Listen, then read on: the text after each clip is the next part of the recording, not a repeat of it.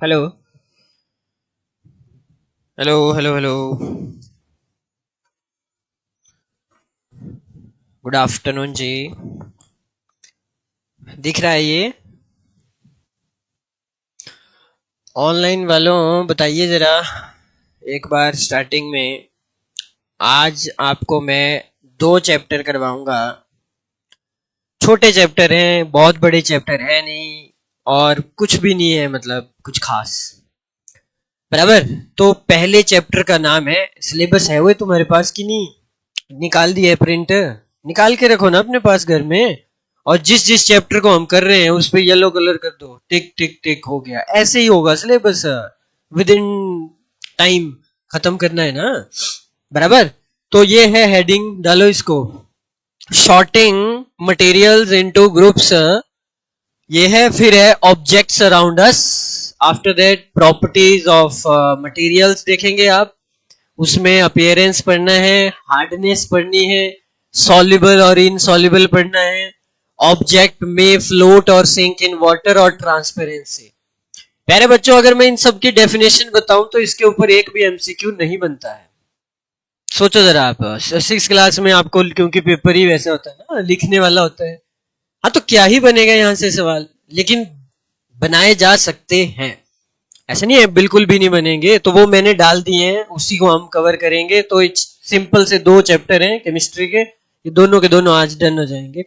चलिए स्टार्ट करते हैं। तो सबसे पहले हमें एक चीज पता लग गई कि हमारे आसपास अगर मैं अपनी नजर करूं, इंग्लिश में तो हमने बोल दिया सुबह, क्या जो दिख रहा है वो संज्ञा है, नाउन है ना। इंग्लिश में तो बोल दिया जाता है ऐसा, जो दिख रहा है। लेकिन केमिस्ट्री में जो दिख रहा है वो नाउन नहीं है। जो दिख रहा है वो कोई ना कोई मटेरियल है, कोई ना कोई पदार्थ है। और आप सबको पता है पदार्थ की कितनी अवस्थाएं होती है। यहां से सवाल भाई बनेगा। एक चीज अगर मैं देखूं, यहाँ ये स्क्रीन लगी हुई है जी, यहाँ पे एक और कंप्यूटर है, कैमरा है, वायर है ना। आपके आसपास देखो आप, धूप में होंगे बैठे हुए अगर ऑनलाइन वाले तो, है ना। क्या पता धूप में बैठे हैं, कंबल ओढ़ के बैठे हैं। सर हमारे तो मजे हैं आप पढ़ाओ ठंड में। चलिए जी, तो ये हो गया पहली चीज।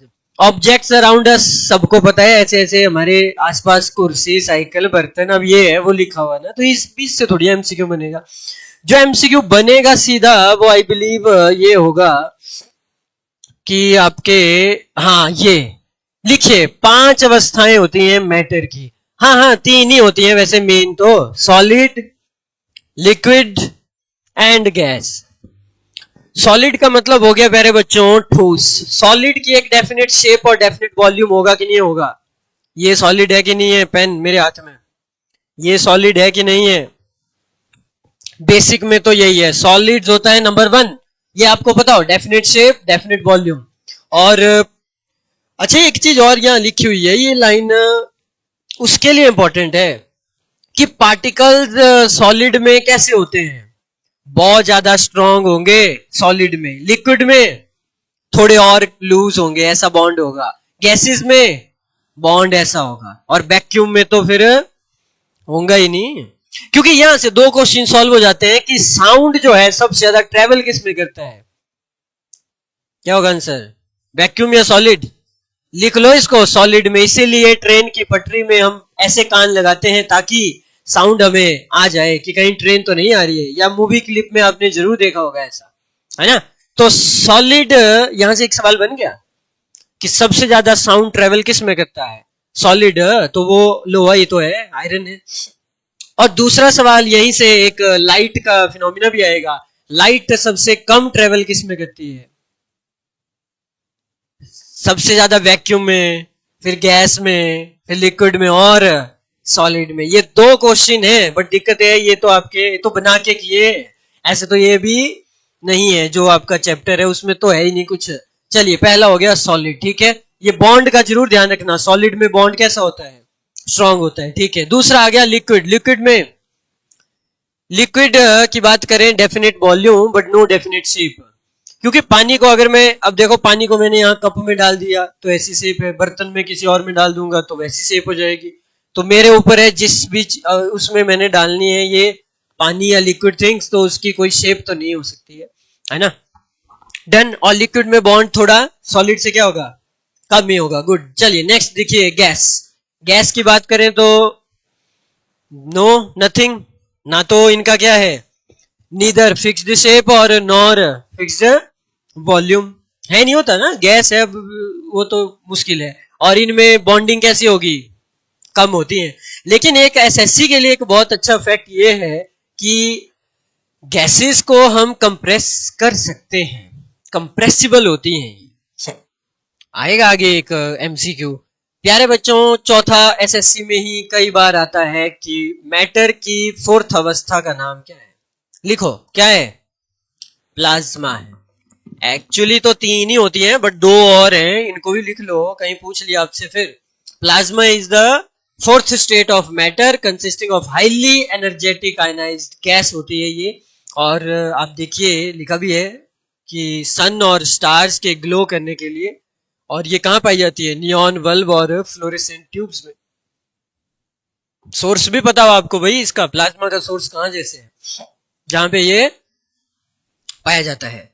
और प्यारे बच्चों नंबर 5 पे लिखिए, ये आपके लिए आज के लिए नई चीज आ गई, बोस आइंस्टीन कंडेंसेट। ये है मैटर का पांचवी अवस्था, नई वाली है ये।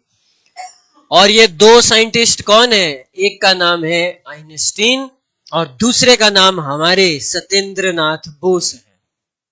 ठीक है, ये दो नाम जिनके नाम पे ये किया है। रही बात इसकी बनाया कैसे है, फिफ्थ स्टेट ऑफ मैटर है, ये इंपॉर्टेंट नहीं है आपके लिए ज्यादा कैसे बनाए, बस ये बताओ कि when a gas is cooled close to absolute zero temperature पे जब हमने किया -273.15 डिग्री सेंटीग्रेड, तो ये बिहेव करती है ऐसे मटेरियल की तरह। तो ये हमारे पास एक 5वां नंबर का आ गया। ठीक है, अरे हम सीधे क्या पढ़ रहे हैं, हम ऑब्जेक्ट्स अराउंड अस। हमने देखा सॉलिड है, हमने देखा लिक्विड भी है, हमने देखा गैसेस भी है, लेकिन इसके अलावा दो और कौन थे, प्लाज्मा और ये बोस आइंस्टीन कंडेंसेट। ठीक है, डन हो गया ना, ये लिख लिया, बस हो गया, ये हो गया। अब आते हैं सीधे सीधे इस चैप्टर पे, प्रॉपर्टीज ऑफ मटेरियल पे। इसमें एक एक करके पढ़नी है हमने। अपीयरेंस के आधार पे मटेरियल कैसा होता है, अपीयरेंस में कुछ सॉफ्ट होंगे कुछ हार्ड होंगे, बात सही है, ये बात तो सही है, कुछ सॉफ्ट होंगे कुछ वेरी हार्ड होंगे, कुछ को हम हाथ और इससे चाकू से काट सकते हैं, बड़ा था वो सवाल है, हम वो यहाँ पे मैं कवर करवा रहा हूँ उसको, पोटाशियम और सोडियम वाला। और उनको कैरोसिन ऑयल में रखते हैं, ये किया होगा आपने 6th क्लास में, वही है ये, है ना। हालांकि वो भी नहीं लिखा है, डायरेक्ट कहीं नहीं लिखा है ऐसा, ये मैंने ऐड किया कि चलो इनको लगे याद करा दो, है ना। देखिए प्रॉपर्टीज ऑफ मैटर में पदार्थों की अगर हम बात करें गुणों की, तो अपीयरेंस आएगा नंबर 1, हेडिंग दो आप नंबर 1 अपीयरेंस। और इस पे सीधे सीधे एमसीक्यू कराऊंगा मैं आपको। तो अपीयरेंस क्या होता है, दिखावट, देखने में कैसे लगते हैं। तो सीधी सी बात है, देखने में एक चीज आएगी कि हम इनको पॉलिश भी करते हैं, है ना। लोहा है तो उसको पॉलिश किया जाएगा कि नहीं किया जाएगा, ताकि स्मूथ और शाइनी हो। आगे ये दो ही भागों में डिवाइड होगा ऑब्वियसली, और वो दो कौन से होंगे, लस्टर और नॉन लस्टर वाला, चमकदार और नॉन चमकदार है। ठीक है, चलिए ये तो सिंपल सी बात है। मेटल को ये जो पॉलिश किया जाता है, ठीक है, ताकि ऑक्सीडेशन ना हो, वही बात जंग ना लगे अगर उसकी बात करें हम। और आप आइए सीधे सीधे, यदि किसी धातु की चमक फीकी पड़ जाए तो उसकी चमक एक फ्रेशली कट सरफेस से या रेगमाल, रेगमाल सुना ही होगा आपने, सैंड पेपर से रगड़ कर देखी जा सकती है, क्योंकि इससे सतह पे बनी ऑक्साइड परत हट जाती है। और एक चीज और लिखिए, non metal are non lustrous होते हैं। ये जो धातुएं होती हैं चमकदार नहीं होती, लेकिन आयोडीन का इफेक्ट आ गया आपके लिए।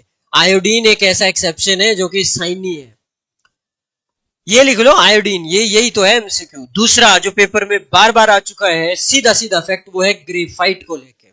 ग्रेफाइट आपको पता है कहां पाया जाता है, यस लिखो इसको कॉपी में। ये लेड जो होता है, it is also use in making the laid off pencils, ये पहला यूज है। और दूसरा भी आगे जाके आएगा आपका एक चैप्टर, जहां पे ग्रेफाइट का यूज होता है इसके, नहीं न्यूक्लियर रिएक्टर में होता है यूज, जैसे हैवी वाटर D2O भी होता है वहां पे यूज, पढ़ा होगा ये पक्का आपने कहीं ना कहीं। और ये बार बार आता है ग्रेफाइट को लेके। डायमंड और ग्रेफाइट सुना होगा, allotropic form of carbon, carbon की। ठीक है, आइए इधर, हो गया ये डन। आयोडीन का फैक्ट लिखा कि नहीं लिखा? अब भाई ये आयोडीन का मैंने कल आपको एक चीज पढ़ाई थी, आयोडीन हमें कौन सी एल्गी से मिलती है? आज फिर ब्लैंक होके आ गए। हाँ कौन सी, नाम क्या था फिर उसका? नहीं नहीं ठीक है, आंसर नहीं करता रोस्ट भाई। रमा ग्रीन नहीं बेटा, कल की क्लास नहीं लगाई है। ब्राउन एल्गी थी जिससे आयोडीन, और वो थी लेमिनेरिया। लेमिनेरिया होगा, चेक करना, आप नोट्स में लिखवाया होगा मैंने, ऐसा पढ़ते नहीं है। ग्रीन एल्गी तो वो थी जो स्पेस एल्गी है, एस्ट्रोनॉट वाली, क्लोरेला लिखा होगा वहां पे। और एक अगार अगार था। जब तक आप लिंक नहीं करेंगे ना तीनों को, जनरल साइंस नहीं चलेगी आपकी।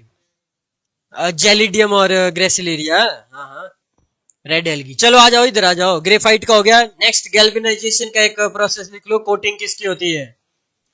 जिंक की, वेरी इंपॉर्टेंट है, वैसे कर ही लिया था उस दिन आपने, लिखना है तो देख लो, लिखना है। गैल्वेनाइजेशन में ये वाली चीज आ गई। और जंग का फॉर्मूला क्या है? रस्ट। भूल गए? देखो भूल गए, यही तो दिक्कत है। फिजिकल और केमिकल चेंज एक चैप्टर पढ़ाया, याद ही नहीं रखते। क्या फॉर्मूला है? ये आता है पेपर में।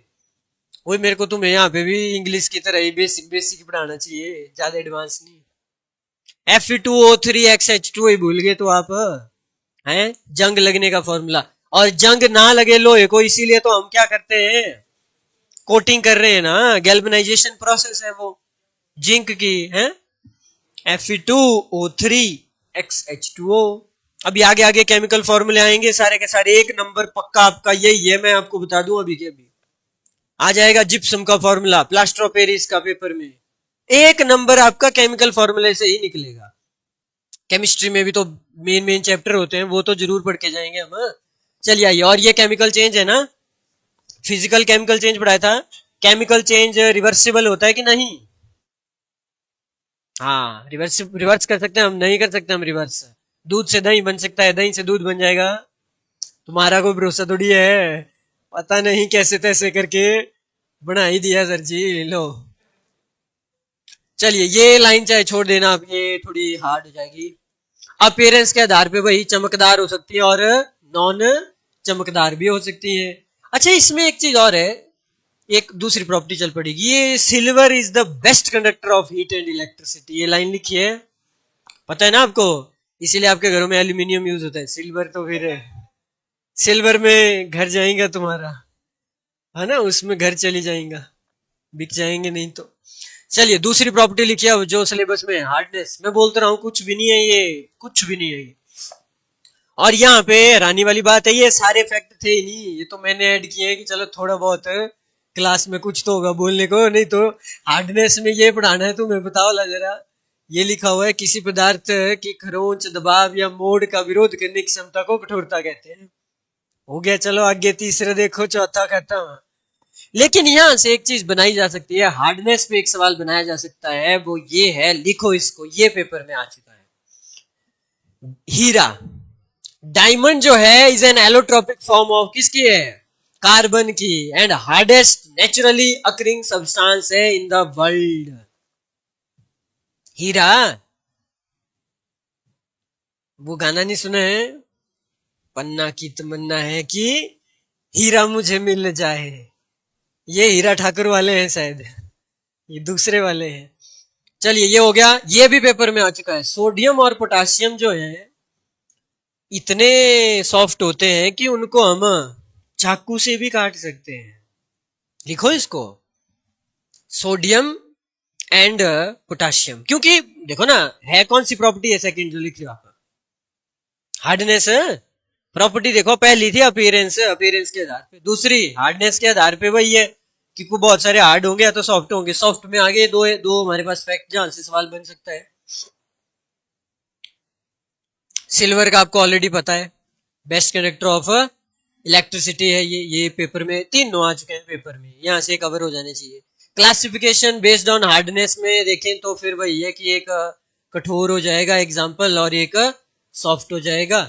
उसके बाद ये चीज नहीं है आपके लिए, किसी भी मटेरियल की हार्डनेस को मेजर किस इंस्ट्रूमेंट से किया जाएगा, ये इंपॉर्टेंट है आपकी लाइन। नाम है, लिखो, मोहो स्केल। वही इंस्ट्रूमेंट तो इंपॉर्टेंट नहीं होते। अब गाड़ियों की जो डिस्टेंस है वो किससे मेजर होता है जैसे, हाँ तो फिर वैसे वैसे सवाल इंस्ट्रूमेंटेशन पे एक सवाल पक्का पड़ ही जाता है फिजिक्स से। उसके बाद प्यारे बच्चों आपको पता है सोडियम जो है, सोडियम को वाटर के साथ रिएक्ट करा दें तो क्या होगा, बूम।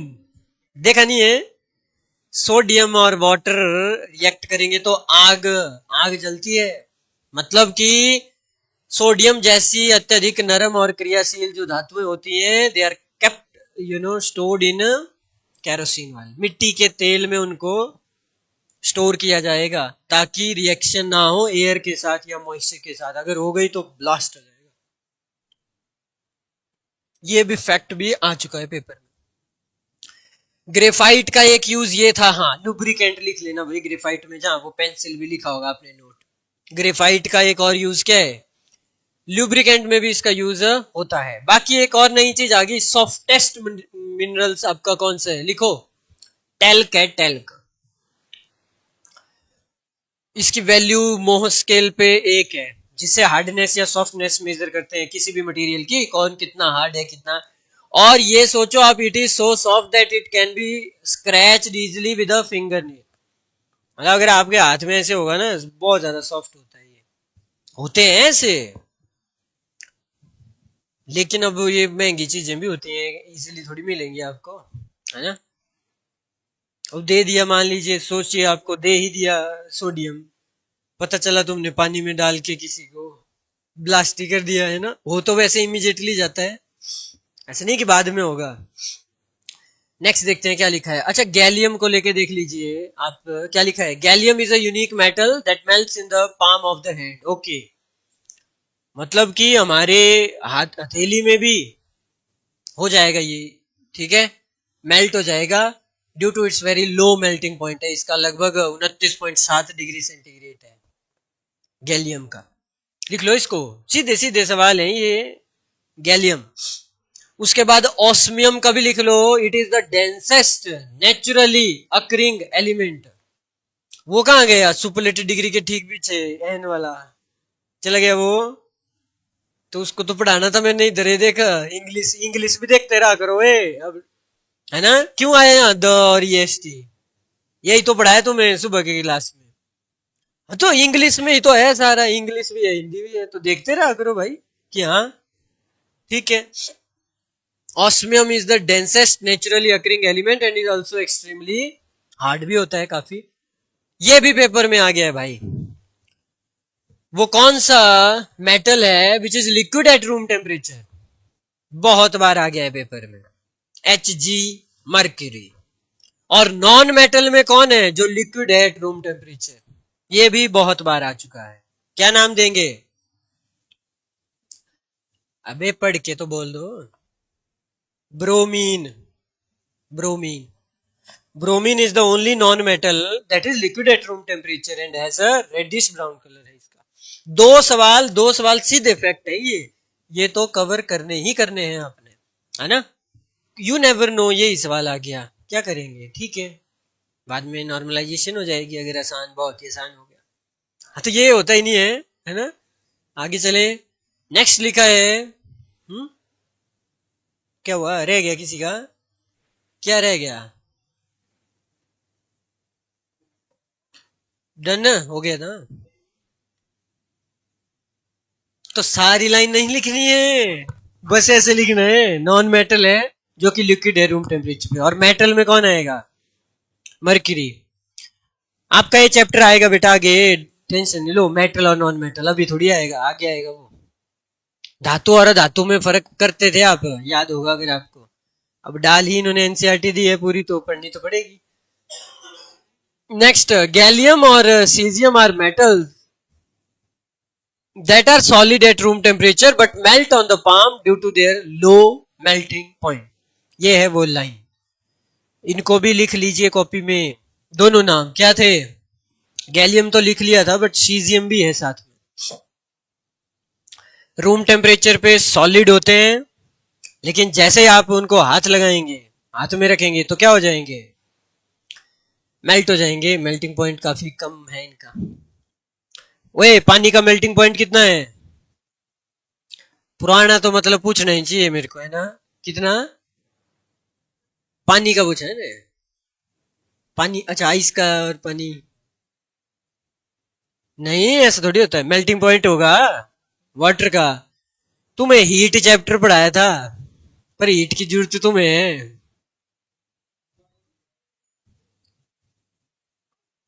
हाँ,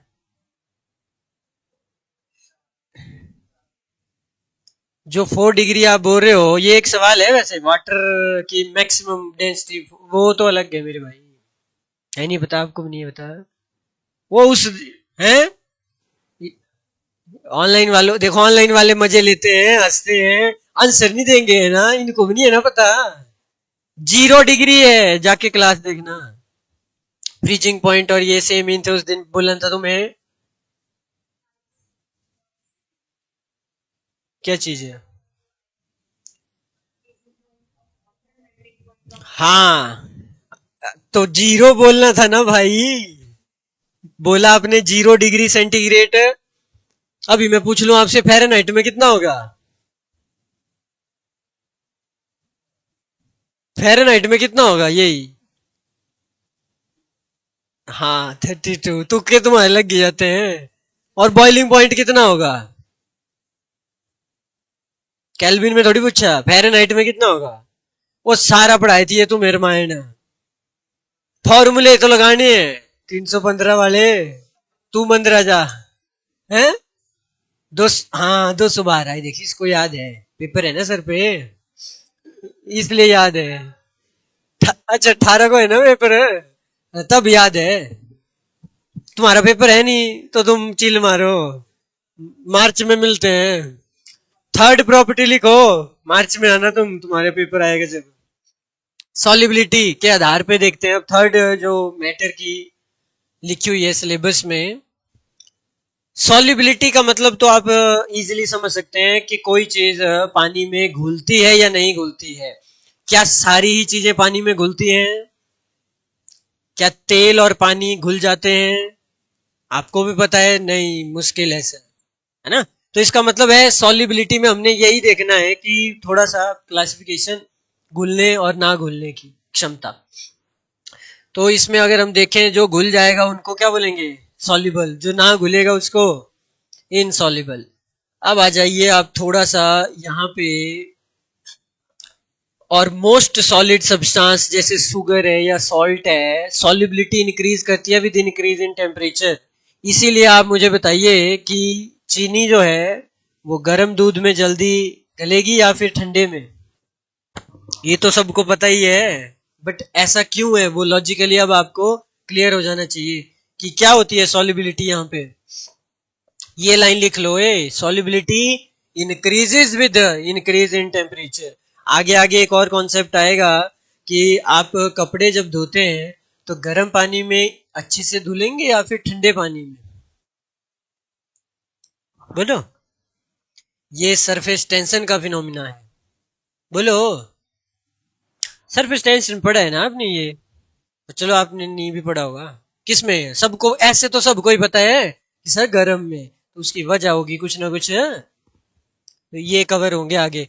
नेक्स्ट चीज देखिए आप, जो यहां से बन सकती है इन केस। बाकी तो ठीक है, बट गैसेस के केसेस में क्या पड़ गया ये उल्टा हो गया। In case of gases solubility decrease with increase in temperature.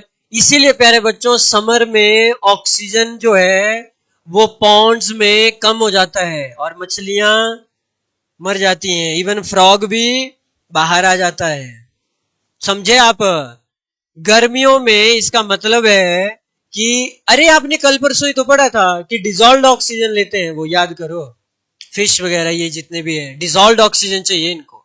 लेकिन अगर गर्मियों के टाइम में क्या होगा, पॉन्ड्स में या फिर ऐसे लेक्स में? मतलब वही बात है। और अच्छा, एक और बात, सपोज करिए मैंने तेल फेंक दिया पूरे पॉन्ड पे, तालाब पे ऊपर तेल फेंक दिया, तो गए वो सारे के सारे, क्योंकि अब तो जो ऑक्सीजन मिल रही थी थोड़ी बहुत वो भी गई। इस बार अब बात सही है कि नहीं, आप खुद सोचो। तो सारी की सारी मछलियां जो भी होगा, अरे तेल ने वो नहीं कर दिया बॉन्ड, क्योंकि वो घुलेगा नहीं उसके साथ, ऑक्सीजन डिजॉल्व उनको मिलेगी नहीं, वो सारे के सारे मर जाएंगे वहीं पे, है ना। चलिए इस चीज का भी ध्यान रखिएगा। अच्छा जी, तो एक चीज और है, when two liquids mix with each other the property is called, नाम है बस, मिसिबिलिटी बोलते हैं। और जो लिक्विड्स कंप्लीटली हो जाए उनको मिसिबल, और जो नहीं होते उनको इमिसिबल। जैसे milk and water, alcohol and water are, ये तो लड़कों पता ही है तुम्हें, शराब और पानी डालते हो ना, शराब में पानी, तो क्या होता है। अब कोई नहीं बोलेगा नहीं हमें नहीं है पता क्या होता है भाई। चलिए, तो मिल्क एंड वाटर का तो पता ही होगा। ठीक है सर, मिसिबल है। फिर ऐसा ऑयल एंड वाटर लिखो कॉपी में, पता ही है आपको वैसे, oil and water and kerosene and water are, मिट्टी के तेल को भी पानी पे फेंकना, और तेल को भी पानी में थोड़ा सही, नहीं तो मम्मी जूते मारेगी उधर से। सारे घर की ऐसी तैसी कर दी, साइंस पढ़ेगा। Oxygen is slightly soluble in water but is essential for aquatic respiration, ये पढ़ाया था आपको कल परसों वाला चैप्टर। और कार्बन डाइऑक्साइड प्यारे बच्चों, ये सवाल आ चुका है CO2 को लेके, इसीलिए CO2 is soluble and is dissolved under pressure in soda water। Soft drink पीते हो आप, कोका कोला ये वो सो जितने भी पीते हो ना आप, उसके अंदर सॉफ्ट ड्रिंक्स में कौन सी गैस मिलाई जाती है। क्योंकि आपने अभी एक प्रॉपर्टी पढ़ी, गैसेस को हाईली उस पे प्रेशर पे हम कर देते हैं कंप्रेस। इवन एडवांस में वो बॉयल्स लॉ और वो वाले लॉ आ जाते हैं यहाँ पे। अब आपने नहीं सुने होंगे कोई बात नहीं, बट ऐसे ऐसे है ये, ठीक है। और वाटर को क्या बोलते हैं, यूनिवर्सल सॉल्वेंट बोलते हैं, क्योंकि ये लगभग सभी को ही डिसॉल्व हो ही जाता है मैक्सिमम, इसके अंदर है थोड़े बहुत तो हो ही जाएंगे एक लेवल तक का। और एक अच्छा वर्ड आ गया यहाँ पे, सैचुरेशन पॉइंट क्या होता है केमिस्ट्री में। मैं आपको सीधे से बात समझाऊं, आप एक ले लो गिलास, उसके अंदर पानी, गर्म ठंडा वो आपके ऊपर है, उसके अंदर चीनी डालते चलो और घोलते चलो। एक ऐसी स्टेज आएगी जब चीनी घुलना बंद हो जाएगी, और वो पॉइंट है सैचुरेशन पॉइंट, ठीक है। तो यही है ना लिखा हुआ यहाँ पे, क्या लिखा है, a solution in which no more solute can dissolve at a given temperature is called a saturation, ठीक है। यहाँ पे दो वर्ड आ गए, सॉल्यूट और सॉल्वेंट, दो वर्ड होते हैं। सॉल्यूट हो गया नमक या चीनी जिसको डाल रहे हैं, सॉल्यूट, और सॉल्वेंट में कौन हुआ, वाटर, पानी में घोल रहे हैं जिसमें जा रहा है, और दोनों को मिला के बनती है एक वर्ड, सॉल्यूशन। आपको तो मैं एडवांस कुछ नहीं पढ़ने, नॉर्मेलिटी फॉर्मेलिटी कुछ नहीं, मोलैरिटी, वो शुक्र है नहीं पढ़ना है तुम्हें, नहीं तो तुम गए थे। तुम्हें बस इतना बताओ, एक सॉल्यूट होता है, एक सॉल्वेंट होता है, और सॉल्यूशन होता है। हाँ, सॉल्यूशन में शायद आपको इतना कर पढ़ना होगा, हाइपरटोनिक क्या होता है, हाइपोटोनिक क्या होता है।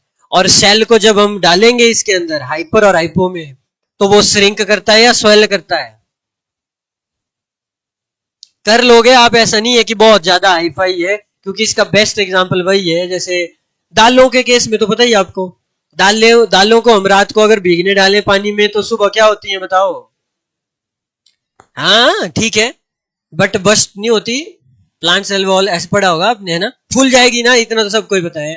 हाइपर में एक्चुअली सेल क्या करेगा, श्रिंक, हाँ, हाइपो में स्वेल करता है। ये सारा मैं पढ़ाऊंगा आपको। मछलियों के केस में भी ऐसा ही होता है, जब सेल पढ़ाऊंगा ना तो ये कॉन्सेप्ट कराऊंगा वहां पे आपको, सॉल्यूशन वाला, बट फिलहाल के लिए समझ लो। अच्छा, नेक्स्ट वही आ गया, डेंसिटी वाला कॉन्सेप्ट आ गया, लिखो इसको, बस ये लिखा है सिलेबस में आपके, बयोंसी वर्ड लिखा है ना सिलेबस में, कहाँ गया। अपीयरेंस कर लिया हमने, हार्डनेस भी हो गया, सॉल्युबल इनसॉल्युबल, अब आ गया ऑब्जेक्ट्स फ्लोट करेगा या सिंक करेगा वाटर में, ये तो तुम्हारा आता ही है। बताओ जरा, ऐसे खुद बताओ, कोई भी ऑब्जेक्ट्स अगर फ्लोट करेगा तो उसकी डेंसिटी वाटर से कम होगी या ज्यादा, गुड, और अगर ज्यादा होगी तो, तू उल्टा ही तो नहीं जमा है? पूरी क्लास एक तरफ, इसका आंसर एक तरफ है, कम ही होगी मेरे भाई। हम भी डूबेंगे, अगर स्विमिंग नहीं आती तो हर इंसान डूबेगा, क्योंकि हमारी डेंसिटी वाटर के कंपेयर में एक गिवन एरिया में ज्यादा होगी। यही तो कल तुम्हें चीख चीख के पढ़ाया, वो दराली का वो दिया आपको एक, भाई वहां पे लोग ऐसे नीचे पूरा एरिया अपना फैलाया था, क्यों? एरिया बढ़े, उनका प्रेशर कम लगे। तो डेंसिटी का भी तो पढ़ाएं तुम्हें, नाव और ये हर चीज। क्योंकि अगर ऐसे कीचड़ में ऐसे जाओगे ना आप, डूबोगे आप नीचे, एरिया थोड़ा वो करेंगे तो बच जाएंगे। लिखो इसको, लिख भाई, तू तो लिख ही ले, लिख जल्दी। कैसे फ्लोटिंग में? कैसे? अगर कोई भी चीज, अब आपको पता है जहाज है, ये आपके नाव है सॉरी, तो वो तैर रहे हैं, कैसे तैर रहे हैं वो? चलो वहां तो एक और कॉन्सेप्ट आएगा। ठीक है, वो तो लॉजिक है ही है, एरिया भी बड़ा होगा, वहां पे एयर चैम्बर भी पाए जाते हैं, और एयर का वही कॉन्सेप्ट आ गया। O2 अगर होगी तो चीज डूबती नहीं है। अबे हरामियों, कोई भी डेड बॉडी, पुलिस वाले 3-4 दिन बाद तट पे जाते हैं नदी के, क्यों जाते हैं? डेड बॉडी ऊपर क्यों आती है, बताएगा कोई? ऑक्सीजन। हाँ, तो लिख लो इसको कॉपी में, डेड बॉडी ऊपर क्यों आएगी? ये साइंस है, क्योंकि उसके अंदर भी ऑक्सीजन फिल होगी बॉडी के अंदर। देखो इंटरेस्टिंग है, बहुत इंटरेस्टिंग है ये, कि सबसे पहले डेथ क्यों हुई उस इंसान की।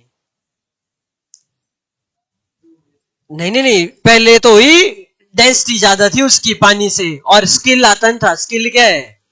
स्विमिंग स्किल है, विदाउट स्विमिंग जाएंगे जाएंगे आप, नीचे ही जाएंगे भाई। और हर साल हिमाचल हो चाहे कोई भी, आप देखना कितने होते हैं ऐसे वाक्य, हर साल होते हैं। तो अब उसमें वही है, स्विमिंग सीख लो टाइमली आप भी, है ना? सुनो अब, अगर डेंसिटी वाटर से ज्यादा होगी तो चला गया वो नीचे, और कुछ दिनों बाद, 4-5 दिनों बाद वो खुद डेड बॉडी ऊपर आ जाती है। तो सीखे क्यों आती है ऊपर? सेब भी पानी में तैरता है, क्यों तैरता है? क्योंकि एक एक अमाउंट तक उसमें भी ऑक्सीजन होती है। भारी वाला होगा तो जाएगा नीचे, मैं नहीं बोलता नहीं जाएगा, है ना? ऐसे बोल रहा हूं मैं, अगर होगा। ठीक है, सिंपल है ये, किसी के केस में भी तो ये इसलिए वो तैरेगी। हाँ, पुराने जमाने का नहीं पूछना मेरे से ना। यस, एप्पल में भी वही है ऑक्सीजन वाला। तो सीखे कि नहीं सीखे तुम? ऑब्जेक्ट फ्लोट करेगा या सिंक करेगा, अब खुद सोचो। मैंने तो कंडीशन दी नहीं, आपने पहले डुबा दिया। फ्लोट करेगा या सिंक, ये डिपेंड किस पे करेगा? फ्लोट तैरना हुआ, सिंक हुआ डूबना। तो बताओ ये किस चीज पे निर्भर करेगा कि कोई चीज डूबेगी या तैरेगी? डेंसिटी का कॉन्सेप्ट आएगा आगे, डेंसिटी। अभी तो सीखो थोड़ा धीरे धीरे यार। नाव का एग्जांपल है, बचपन में छोटी सी नाव बनाते थे, खेलते थे। तो ये जो लीफ है ये तैरेगा कि क्या करेगा? गीला ही है, तो भी तो फ्लोट ही करेगा भाई। ये वाली लाइन लिख लो, ये सीधा सीधा एमसीक्यू आ जाता है, क्योंकि आपको वहां पूछेगा नहीं एग्जामिनर, ये मैं आपको बाद में कराऊंगा। ये लिख लो, अब आप अपने लेवल पे लिख लो। वाटर की मैक्सिमम जो डेंसिटी है, water has a unique property that its density is maximum at 4 degree centigrade. ठीक है, एक्सप्लेन करूंगा मैं बाद में। इसके अंदर भी वही कॉन्सेप्ट है। अगर मेरे को ये समझाना हो किसी को कि बर्फ भी पानी के ऊपर तैरती है, क्यों? बर्फ क्यों तैरती है? आपको यहाँ पे केमिस्ट्री के अंदर स्ट्रक्चर देखना होगा। जब हम H2O का स्ट्रक्चर बनाते हैं ना, तो उसके अंदर वो हो जाते हैं, उसके अंदर एक कैविटी बन जाती है। मतलब इस आइस के स्ट्रक्चर की बात कर रहा हूं मैं, cavity cavity cavity cavity cavity ऐसे। और उस कैविटी को नियर बाय से आती है एयर, हवा, वो वहां फिट हो जाती है, फिट हो गई। अब वही बात आ गया लॉजिक, एयर आ गई, हवा आ गई, तो वो चीज डूबेगी ही नहीं। अब आप समझ गए डेंसिटी, मैं बोलता हूँ आपने पूरा चैप्टर ही कर लिया, बस उसकी एप्लीकेशन आनी बाकी है। भाई इस इसमें ऐसे होता है, इसीलिए बर्फ क्यों नहीं डूबती, समझ गए? उसका स्ट्रक्चर ऐसा है कि वहां पे भी हवा फिट हो जाती है उसके अंदर, और किसी भी इंसान में अगर हवा आ गई, फिट हो गई, तो वो चीज तैरेगी। अब ट्यूब ली है, ट्यूब से स्विमिंग करते हैं, तो वो क्यों डूबता? उसको स्विमिंग नहीं आती, लेकिन ट्यूब से आपको पता है क्या होगा, वो डूबेगा नहीं, क्यों? ट्यूब में क्या है? हवा। तो यही तो है सीखने की चीजें क्लास में, तो सीख नहीं गए आप इतना अच्छा। ये इतनी सारी एप्लीकेशन है दुनिया भर की। डन ना? चलो जी, डेंसिटी ऑफ आइस का भी हो गया ना, और ये कर दिया ऑप्शन में 4 डिग्री सेंटीग्रेड पकड़ना है, और डन। रिलेटिव डेंसिटी, डेंसिटी में पढ़ाऊंगा आपको, वो कुछ नहीं है खास, ठीक है। अच्छा ये वाला देखो आ गया वो जिससे वो बच्चे बड़े डरते हैं, आर्किमिडीज प्रिंसिपल। कौन बताएगा? ओ सर जी हमें कुछ भी नहीं आता, आप बताओ सीधे क्या है क्या ये। लिखो कॉपी में, आर्किमिडीज का सिद्धांत। इंपॉर्टेंट है ये आर्किमिडीज प्रिंसिपल। जितना मैंने आपको अभी समझाया ना, टेक्निकली आपको आता है ये, ऐसा नहीं है कि नहीं आता। अब सुनो इधर ध्यान से, इसको तो मारो गोली, ये तो इन्होंने साइंस की दुनिया में लिखा हुआ है। देखो ध्यान से, अगर कोई जहाज है, भारी जहाज है, इमेजिन करना है, वो पानी में आया एकदम, है ना, जमीन से एकदम पानी में गया। मेरे को बताओ क्या वो उस पर्टिकुलर एरिया जो पानी का फिल था उसमें वो आएगा कि नहीं आएगा? उस एरिया को उसने ऑक्युपाई किया कि नहीं किया? और अगर जितना उसने ऑक्युपाई किया, अगर उस पानी को हम बाहर निकाल दें तो क्या वही वेट होगा उसका भी, जहाज का? हाँ हाँ। और बेयोंसी है ये वर्ड, एक बेयोंसी वर्ड लगेगा, मतलब कि हमेशा पानी ऊपर को एक फोर्स लगाएगा, जैसे हम नीचे जाते लगती है एक फोर्स ऊपर की तरफ। थोड़ी सी स्विमिंग आ जाएगी तो सीख जाएंगे आप, लगती है एक फोर्स यहाँ पे। यही या तो इसका एक और एग्जांपल हो सकता है, जैसे आपने मूवीज में देखा है बाथटब, नहाने वाला, उसके अंदर पानी है भरा हुआ, इमेजिन करिए आप उसके अंदर गए, मान लीजिए वो फुल है ऊपर तक, आप गए तो पानी बाहर आएगा कि नहीं आएगा बताओ? जितना आप अंदर जाएंगे उसके उतना ही पानी बाहर भी आएगा, और वो दोनों इक्विवेलेंट होंगे, वही आपका वेट है जितना वो पानी। एक्चुअली यही है पूरा आर्किमिडीज का सिद्धांत। इस चीज को आप यहां पे आइए जरा, देखो क्या लिखा है, ध्यान से समझना, इसी चीज को ध्यान से समझना क्या लिखा क्या है। जब कोई वस्तु किसी द्रव में डुबाई जाती है, कोई ऑब्जेक्ट है, उसको हमने इमर्स कर दिया किसमें? लिक्विड में, तो वो एक्सपीरियंस करेगा एक अपवर्ड फोर्स, उसी को क्या बोल दिया? Buoyancy force, which is equal to the weight of the liquid displaced by the object. ये समझे कि नहीं समझे? जितना, अरे भाई जहाज को अगर पानी में डाला तो अब दिक्कत है समुद्र में तो पानी इधर उधर हो जाएगा, लेकिन ऐसी चीज इमेजिन करो, बात तब एक अच्छा एग्जांपल है ना, नहाने वाला जो होता है अमीरों के यहाँ, हमारे यहाँ थोड़ी होगा, अमीरों के यहाँ जहां होगा। तो जैसे ही आप अंदर गए, जितना पानी बाहर आया उसको चाहे आप उसको करिए मेजर वहां पे, ठीक है, वो चीज समझनी है अपने यहाँ पे। और वो किसके इक्वल है? देखो यहाँ लिखा भी है, बेयोंसी फोर्स लगेगी जो कि इक्वल होगी weight of that liquid displace, जितना वो पानी डिस्प्लेस हुआ, मतलब ऐसे इधर उधर जो गया उस ऑब्जेक्ट के। And this buoyant force always acts in the upward direction. हो गया, यही है आर्किमिडीज सिद्धांत। मुश्किल है? नहीं, बिल्कुल भी नहीं। और इसकी एप्लीकेशन वही है कि जहाज क्यों नहीं डूबते हैं। अच्छा एक और अच्छा एग्जांपल दूं मैं आपको, एक और आएगा, रुको यही आ जाएगा। आपने किस किस ने सुना है वो डेड सी के बारे में? किस किस ने सुना है? सुना है? जॉर्डन और इजराइल के बॉर्डर पे आई गेस ये है, और वहां पे लोग अखबार ऐसे पढ़ते हैं, बताइए जरा।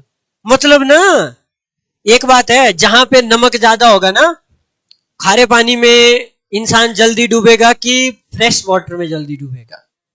फ्रेश वाटर में डूबेगा जल्दी। सॉल्ट अगर ज्यादा हो, इसीलिए समुद्र में तैरना आसान है, जबकि हमारा ब्रेन क्या बोलता है? उल्टा। नदी में ठीक है, समंदर में हे भगवान चारों तरफ, ना ना ना ना ना, रिस्क है ना, ब्रेन उल्टा सोचता है। जबकि लॉजिकली देखें तो वहां पे सॉल्ट की कंसेंट्रेशन इतनी ज्यादा है, इतनी ज्यादा है कि वो डूबते नहीं, वो ऐसे ही डूबते हैं। जिसको स्विमिंग भी नहीं आती वो भी इजीली ऐसे। आप इस पे चेक करना, गूगल पे यूट्यूब पे सर्च मार देना, एक कर लो तो देख तो लो। अब टीचर भी हर चीज कैसे कराए तुम्हें, है तो वहां पे लोग ऐसे अखबार पढ़ते हैं। डन? देखना इसको, अभी नहीं बाद में बोला अभी लग गए देखने। चलिए जी हो गया, फ्लोटिंग का कॉन्सेप्ट हो गया सभी को। डन? सी वाटर में और फ्रेश वाटर में कहां पे डूबेंगे आप? हाँ चलो, एक में मान लेते हैं कि आपको स्विमिंग आती है, मान लेते हैं।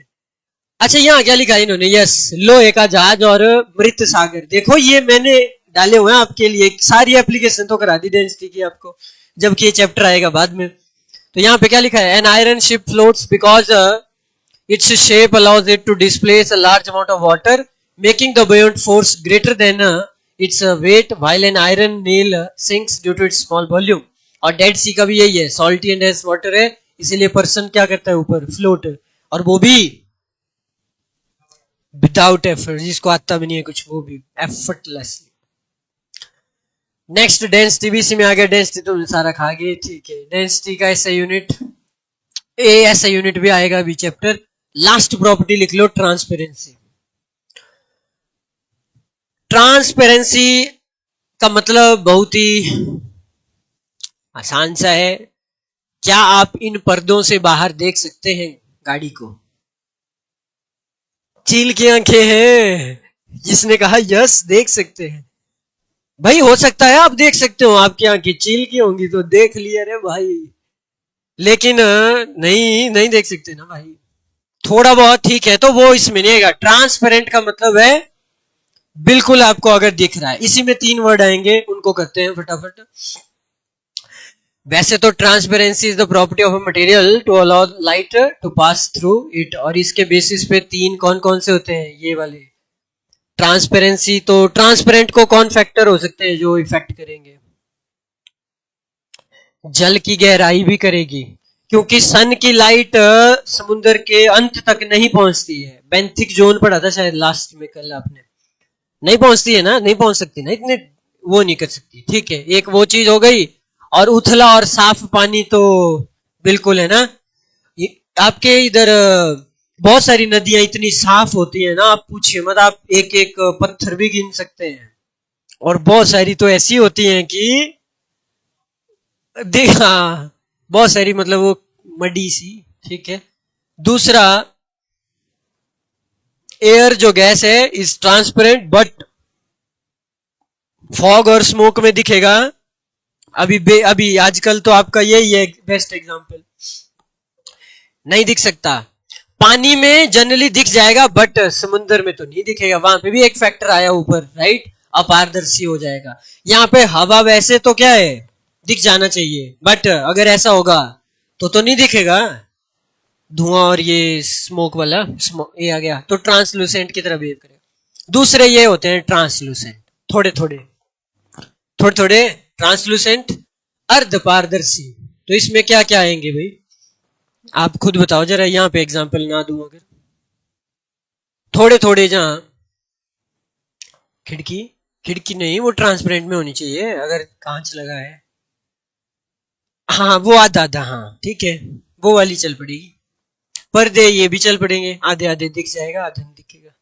तो आधे आधे वाले एग्जाम्पल लेने हैं आपने। इस वाले में एग्जाम्पल प्लास्टिक की बोतल, यस, है ना, पूरी तरह से नहीं, थोड़ा सा प्लास्टिक बोतल आ गई, पेपर, इसके लिए एक वो है, बचपन में आप करते थे, सफेद कागज पे यहाँ रगड़ते थे आप अपने ही बालों पे, है ना, और ये देखे देखे देख, चलो जी बचपन भी आपका आ रहा है। उसके बाद है frosted glass used in window is a translucent material. हाँ कुछ कांच या चादर टाइप आजकल चली हुई है एक, तो वहां से शायद थोड़ा सा दिख जाएगा पर पूरा नहीं दिखेगा। हाँ कांच नॉर्मल नहीं इमेजिन करो, दूसरा वाला कांच, प्लास्टिक वाला कांच टाइप वैसा वाला आया है अब, वो भी इसी में जाएगा। तो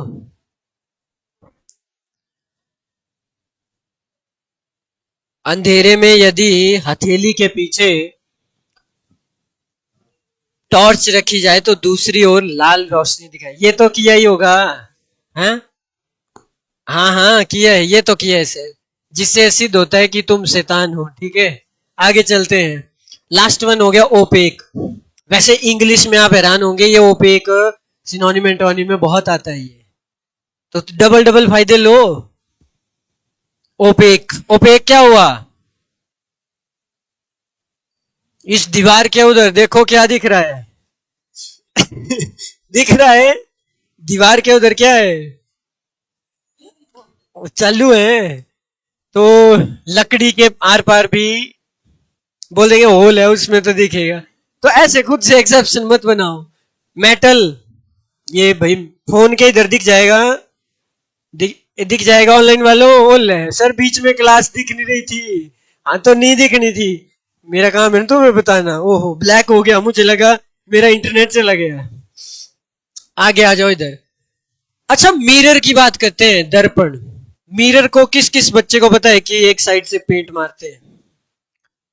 पता है ना आपको? अगर पेंट ना मारे तो लाइट पास हो जाएगी और आप मुश्किल होगी फिर। हमें अगर अपना चेहरा देखना है मिरर में, तो हमें एक साइड से उसको हम पेंट करते हैं, पीछे वाली साइड से पेंट करेंगे तो वो दिख जाएगा। तो मिरर भी आ गया। और वो कौन सा मिरर होता है जो गाड़ियों की लगता है? यहां से दो सवाल आते हैं पेपर में बहुत ज्यादा। कन्वेक्स। ऑनलाइन वालों पता है ना आपको? सेविंग मिरर, सेविंग मिरर, वो यही पढ़ना है तुमने 10th ना, इसमें आएगा लाइट चैप्टर आएगा, लाइट में यही पढ़ना होता है। हाँ और एक आपके दो सवाल और आएंगे कि अगर किसी बच्चे को मायोपिया हुआ है तो वो किस लेंस से ठीक होता है, और हाइपरमेट्रोपिया तो वो किस लेंस से होता है। सीधे सीधे एमसीक्यू है। मायोपिया कनकेव और हाइपर के लिए कन्वेक्स। ठीक है, ये वाले क्वेश्चन करेंगे हम वहां पे।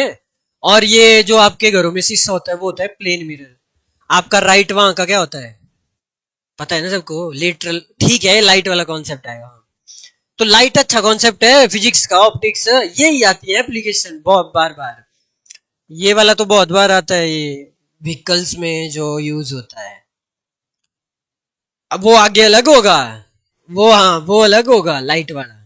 मैं मिरर की बात कर रहा हूँ। मिरर में तो यहाँ पे तो क्या ही लिखा होगा, mirror is not transparent, it's opaque because a thin layer of metal like silver और एल्यूमिनियम किया जाता है कोट। सिल्वर तो नहीं करेंगे फिर से, क्यों? क्योंकि सर जी महंगा है ना। अच्छा ये सोलर और ये जो ग्रहण लगते हैं ये भी कुछ ऐसे ही है ना? नहीं दिखता सूर्य ग्रहण और चंद्र ग्रहण, ये तो पता नहीं ना। Solar and lunar eclipses occur because the earth and the moon are opaque objects, they block the path of light थोड़े समय के लिए। और photometry is the branch of science related to measurement of light and its ability to pass through material. और बस हो गया, done हो गया आपका चैप्टर। देखो जरा, बट दिक्कत ये है भाई, इसमें भी पूरा 45 मिनट्स लगने तो नहीं चाहिए थे। 45 मिनट्स दिखा रहा है उधर, तो दूसरा वाला भी करा दूं? हाँ हाँ, कुछ भी नहीं है दूसरा। 15 मिनट से ज्यादा बिल्कुल भी टाइम नहीं लूंगा, वो हो जाएगा। एक्सरसाइज पढ़ लेना भाई खुद ही ना, उसमें कुछ नहीं है। दूसरा वाला भी बहुत आसान है। आ जाओ इधर, 15 मिनट में ये चैप्टर खत्म। तो अब तुम बच्चों को समझे, डांस टीम में तुमने इतना ऐसे ऐसे कर दी, देखा है क्या लिखा हुआ है? पढ़ो इसको, लिखो कॉपी में लिख लो, इस सिलेबस को लिखो पहले तो। लिखो लिखो लिखो, जल्दी लिखो, अच्छे बच्चे की तरह। वही जल्दी करना है ताकि रिवीजन हो सके, नहीं तो सिलेबस ही नहीं होगा आपसे खत्म। मार्च में मान के चलो हो जाएगा। इस तरह से पढ़ो, ऐसे पढ़ोगे कि उसमें होगा दिसंबर में तो रह गए आप। 18 को तो है ना, उसके लिए तो साइंस पढ़नी चाहिए। चलो करो। सेपरेशन ऑफ सब्सटेंसेस लिखो। मेथड ऑफ सेपरेशन में क्या है? हैंड पिकिंग होता है, बिनोइंग होता है, सीविंग होता है, सेडिमेंटेशन होता है, आपका डिकेंटेशन है, फिल्ट्रेशन है, वेपोरेशन है, सारा तुम्हें आता है, सब कुछ आता है। ये कुछ नहीं है, इमेज मैंने लगाई है तो यहां देखते हैं। पदार्थों का पृथक्करण, पदार्थों को अलग करना है हमने। अनाज, घर का एग्जाम्पल ले लो, तो अलग करने के तरीके हैं हमारे पास, कैसे कैसे अलग करना है। तो ये बाकी है, मैं आपके भरोसे छोड़ रहा हूं इसको कि बच्चे पीडीएफ से पढ़ लेंगे, थोड़ा थोड़ा मैं करवा दूंगा। जैसे कि नंबर 1 ये है, ये क्या कर रहा है? ये हाथ से, क्योंकि यही लिखा है ना, हाथ से क्या कर रहा है? ये हाथ से कर रहे हैं ना, तो ये किस में आएगा? नंबर 1 क्या है? हाथ से चुनना, हैंड पिकिंग आ गया मेथड। लिखो आप, बस एक एक हेडिंग तो डालो कॉपी में। पृथक्करण की वह विधि जिसमें बड़े और स्पष्ट रूप से दिखाई देने वाले अशुद्धियां को हाथ से अलग किया जाता है ना? आप में से बहुत सारे होंगे अदरक कर अलग करते हैं सब्जी से, अदरक आ गया, ओहो ये तो, अगर उसमें मिर्च आ गई, मिर्च आ गई ना, होंगे कुछ, ये क्या आ गया, मम्मी बोल रही है उधर से गोभी भी लग कर दी, फिर खाएगा क्या डंठल, गोभी भी लग कर दी, बताइए जरा वहां से, ये भी नहीं खाता, ये भी नहीं खाता, कई, हाँ कई होते हैं, कई होते हैं ऐसे, प्याज भी अलग कर दिया, समझ गए ना, ठीक है। दूसरा देखो, लिखो कॉपी में, थ्रेशिंग, थ्रेश, थ्रेशिंग क्या हुआ, ये देखो इसको, इसने क्या किया है यहाँ, ऐसे क्यों कर रहा है ये,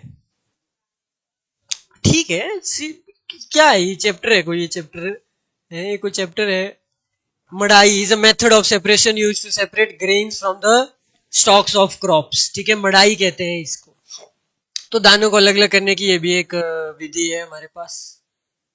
चलो अब तो आपके पास यार मशीनें आ गई हैं, ये सारे मेथड जीरो हो गए, मशीनें आ गई, अब मशीनों का दौर है।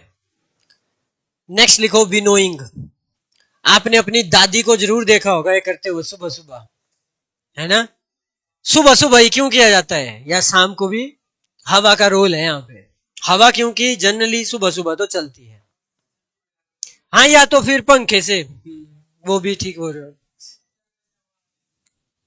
है,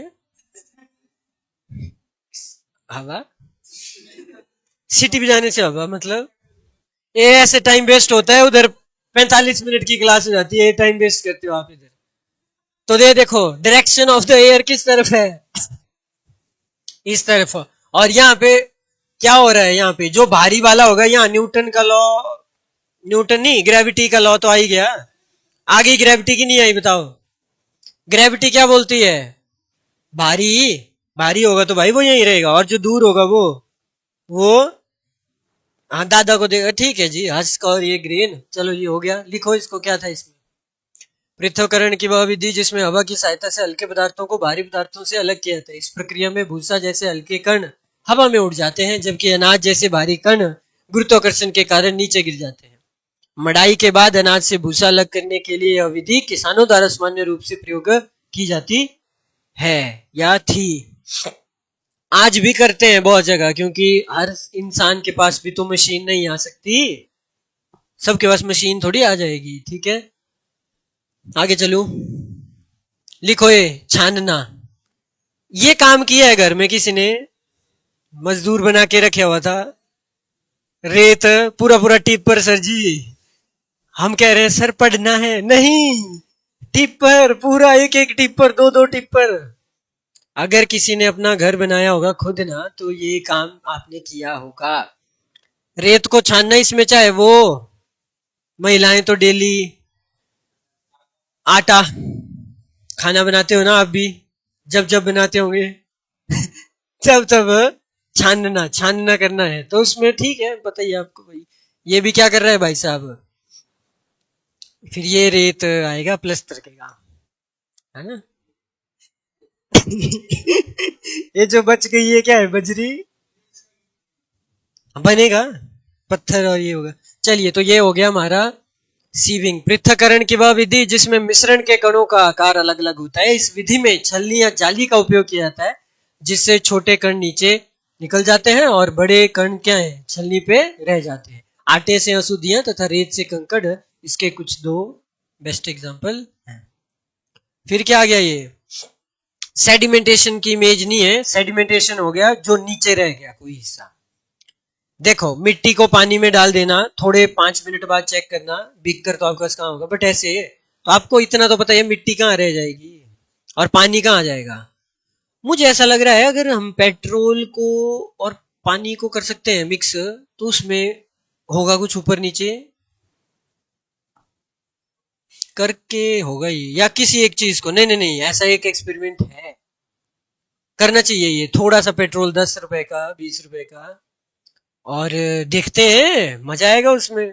ऐसे पेट्रोल मत करना ना, वो उड़ जाता है, इवेपोरेट हो जाएगा वो एकदम ही, उसका पता नहीं चलेगा 10 रुपए का। हाँ कि नहीं, चलो ये भी अच्छी चीज है। चले आगे, हरियाणा, हरियाणा का टीचर हूं मैं, हरियाणा की एनसीईआरटी पढ़े, देखो जरा इनको, मैं हिमाचल का हूँ, मेरे को क्या पता हरियाणा में, वैसे एनसीईआरटी तो सेम ही होती है आई गेस, थोड़ा बहुत फर्क हो सकता है। तो वह प्रक्रिया जिसमें भारी और अघुलनशील कण किसी द्रव में कुछ समय तक स्थिर रखने पे तल में बैठ जाता है। इमेज बन गई ना दिमाग में। अरे कोई भी चीज है जो नीचे रह जाएगी और भारी ये हल्की होगी तो ऊपर आ जाएगी। जैसे एग्जाम्पल सोच लो अपने आसपास से, बहुत सारे निकलेंगे ऐसे वाले एग्जाम्पल, है ना, करके दिखाओ। देखो इनको गौरव, नहीं नहीं नहीं हम नहीं मानते, पेट्रोल लाओ। हैं? आगे चलते हैं, नेक्स्ट देखो क्या लिखा है।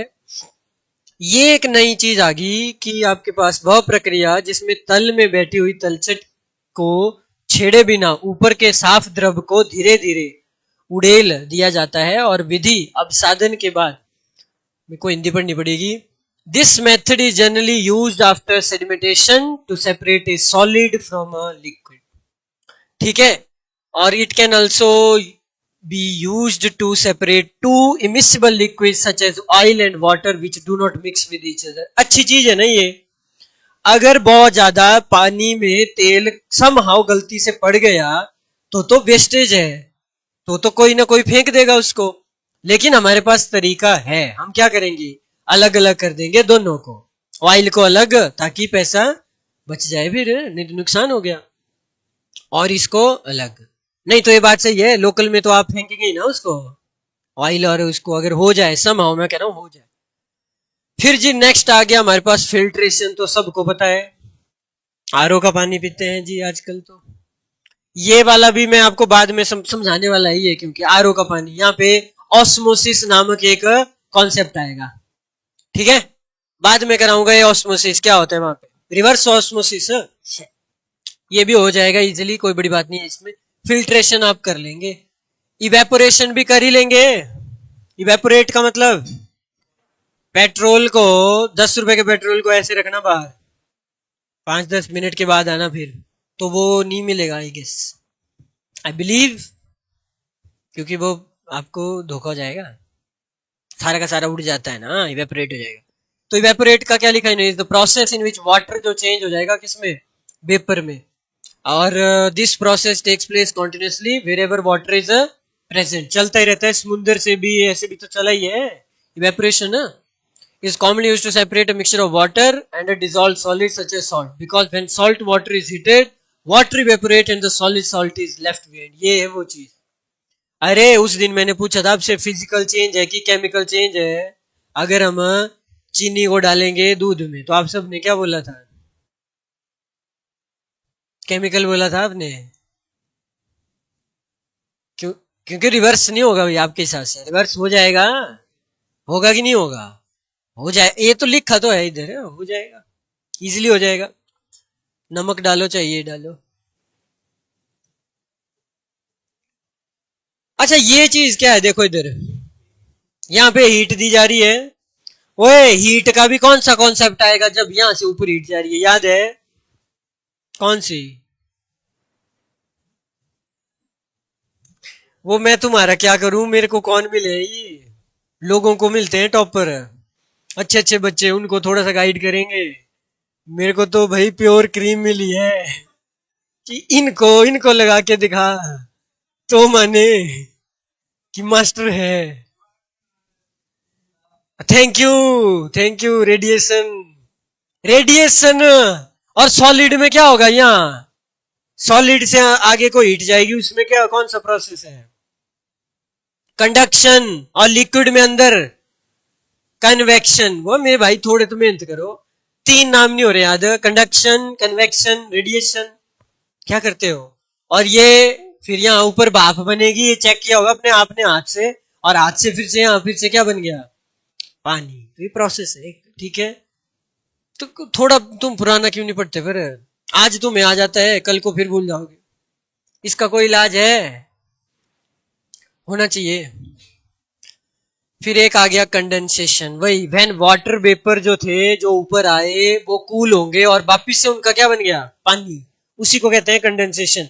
आपको भी पता है बादल बन रहे हैं ऊपर, बादलों में भी पानी है, और फिर वो वापिस से पानी में बनेंगे, प्रोसेस चलता रहता है, जल चक्र ये चलता रहता है, वाटर तो कांस्टेंट ही है फिर। सैचुरेटेड वही है जब चीनी का घुलना बंद हो जाएगा एक स्टेज पे। और एक वर्ड आ गया यहाँ, सेंट्रीफ्यूगेशन को देख लो आप, सुना है आपने ये? इसका एग्जांपल लिख लो, दही से मक्खन को अलग करना किया है। इवन आई गेस आपके इसमें जो ये मशीन होती है कपड़े धोने की, वहां पे क्या यही मेथड है? और यहां से मुझे याद है कि आया है एक एमसीक्यू भी। फोर्स में पढ़ेंगे आप, फोर्स होती है सारी, सेंट्रीपिटल, सेंट्रीफ्यूगल, फोर्स चैप्टर में पढ़ने हैं। बट फिलहाल चलो यहाँ पे यूज हुआ है। It is a separation method use to separate substance based on their density by spinning the mixture at high speed. Heavier denser particles कहाँ आएंगे? ऊपर, outward and settle at the bottom. अच्छा, lighter particle remains on a top. Distillation भी है एक process. हो सकता है आपके लिए बेटा ये नए नए हो, है ना? डिस्टिलेशन के बारे में देखें, it's a method that combines evaporation and condensation to obtain a pure liquid from a solution. ठीक है, the liquid evaporate on heating and then condense back into liquid form and leaving impurities behind. खारे या शुद्ध पानी से शुद्ध पानी प्राप्त करना, ये हो गया डिस्टिलेशन प्रोसेस। हो गई ये खत्म, वैसे ये है नहीं सिलेबस में, ये एक्स्ट्रा डाला है। और क्रिस्टलाइजेशन, क्रिस्टल, चीनी या नमक के शुद्ध क्रिस्टल अगर बनाने हैं तो उसमें ये मेथड आएगा। It's a better method than evaporation to obtain pure crystal of a substance without decomposing it. It involves forming crystal from a saturated solution on a cooling. ठीक है, कर लेंगे इसको भी। बाकी बीच बीच में ऐसा देखते रहो। यहाँ बेटर के बाद क्या आया? देन।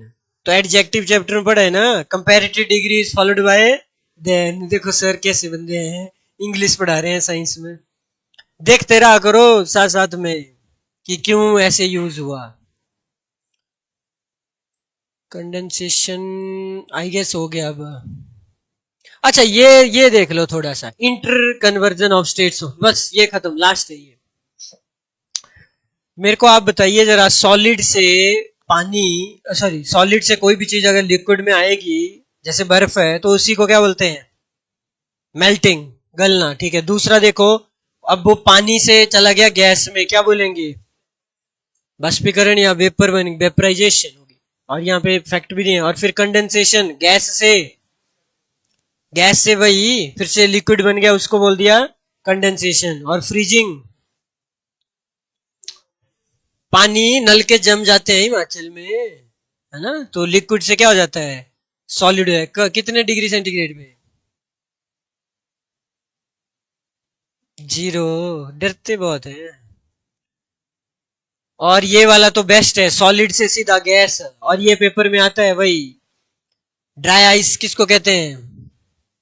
सॉलिड CO2 को, वो जो स्टेज पे यूज की जाती है, ऐसे व्हाइट व्हाइट हो जाता है उससे सारा।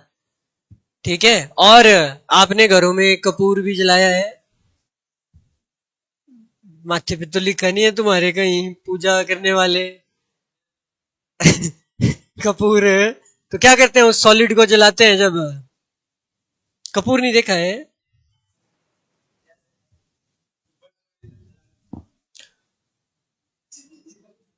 मेरी गलती है, मैं क्लास में आया, मेरी गलती है। और लास्ट में है डी सब्लिमेशन, गैस से सॉलिड का बनना। ये थोड़ा इंटरेस्टिंग है। अत्यधिक ठंड में खिड़कियों पे पाले का जमना, ये इसमें आएगा। तो समरी समरी तो तुम रहने दो, कर लोगे आप। बस ये क्वेश्चन भी देख लेना, यहाँ पे सॉल्व किए हुए हैं ऑलरेडी। That's it. तो 2 चैप्टर आज done. Thank you so much. ऐसा नहीं है कि इस क्लास से क्वेश्चन नहीं है, बहुत सारे क्वेश्चन है जो बन सकते हैं। क्यों कि जैसे अगर मेरे को 2-4 हाई फाई क्वेश्चन यहाँ से निकालने हो, तो वो ये है कि एज अ लुब्रिकेंट हम किसका यूज करेंगे? ग्रेफाइट का। उसके बाद सबसे हार्डेस्ट सब्सटेंस कौन है?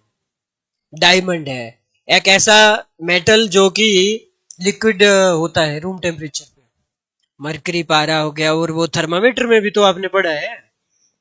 उसके बाद आप मेरे को बताइए कि नॉन मेटल में क्या लिखा था? जो कि लिक्विड है नॉन मेटल में। ब्रोमीन, ब्रोमीन हो गया, वो इंपॉर्टेंट है। उसके बाद थी आपकी, अच्छा डेंसिटी पे तो देखो सवाल बनते हैं, कुछ भी बन सकता है। तो कोई भी चीज अगर तैर रही है तो उसकी डेंसिटी वाटर के कंपैरिजन में कम है या ज्यादा? कम। और अगर ज्यादा हुई तो डूब जाएगी। आर्किमिडीज प्रिंसिपल वही है, बेयोंसी क्या होती है, एक कोई भी चीज अगर लिक्विड में तैरेगी तो एक ऊपर को फोर्स लगती है जो कि वेट के इक्वल होगी जितना वाटर डिस्प्लेस होगा। यही लाइन थी वहां पे, और कौन सा बढ़िया था? बाकी तो क्वेश्चन क्या ही वही कंडक्शन, कन्वेक्शन और रेडिएशन तो आपको ऐसे भी अलग चैप्टर था। हीट, फिजिकल केमिकल चेंज है। और आयरन, इसका रस्ट का फॉर्मूला क्या है? Fe2O3 XH2 भूल भी जाएंगे कोई दिक्कत नहीं है, बट Fe2O3 तक तो याद रखिएगा। और ये हार्डनेस मेजर किस स्केल से होती है? हा? मोहो स्केल था। आज आपको आता है ना, परसों पूछूंगा फिर जीरो। तो इसकी वजह क्या है? इसकी वजह यह है, घर जाके आप किताबें नहीं खोल रहे हैं। क्योंकि डेली चेक करता हूं मैं, तब तो ठीक है, टॉप है रिपोर्ट। कल परसों आप आएंगे तो फिर से जीरो होके आएंगे। तो ये बाहर कहीं ड्रेन तो नहीं कर देते हो ब्रेन को सारी? या फिर मेरे को लग रहा है कुछ बच्चे बाहर अपना ब्रेन रख के क्लास में एंट्री लेते हैं कि सर की क्लास है, पहले तो ब्रेन यहां रखता हूं, अब चलता हूं। ऐसा मत करो, ठीक है? आप अलाउ हैं दोनों चीजें, जूते के साथ भी और इसके साथ भी। पता चला? चलिए जी, तो थैंक यू सो मच सभी का। Okay everyone.